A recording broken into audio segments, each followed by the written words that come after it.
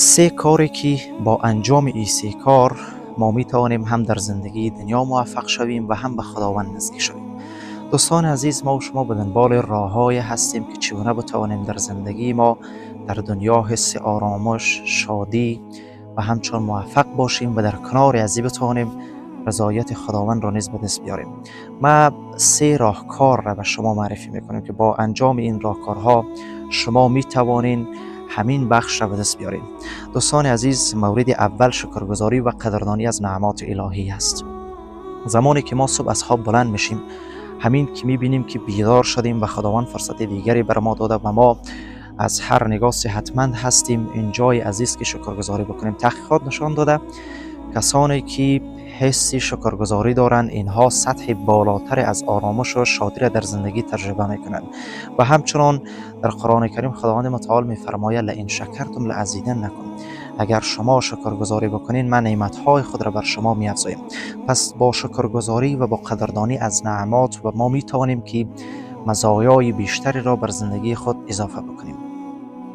مورد دوم توکل و اعتماد بر خداوند هست. دوستان عزیز، ما و شما در زندگی با چالش ها، با مشکلات و با هنجارهای زیادی روبرو میشویم. حتما هیچ کسی بدون مشکل نیست. ولو کسی را شما ببینید که پیسه هم داره، موتر هم داره، ولی شما باور بکنید که هیچ یکی از این اشخاص بیغم نیستن. همه محمد میگه در این دنیا کسی بیغم نباشد، اگر باشد بنی آدم نباشد. اگر بنی آدم بودی حتما غم داری، بیغم نیستی.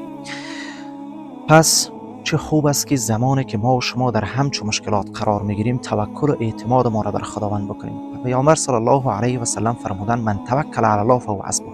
هر کسی که به خدا توکل بکنه خداوند بر او کافی است. زمانی که خدا بر ما و شما کافی بود، پس چه خوبتر، ما و شما چه کمی داریم. مورد سوم انجام کارهای خیر و خدمت به دیگران است. یکی از مواردی که بر انسان معنا میبخشد، بر انسان زندگی کردن را یک معنا برش میده، خدمت به دیگران است.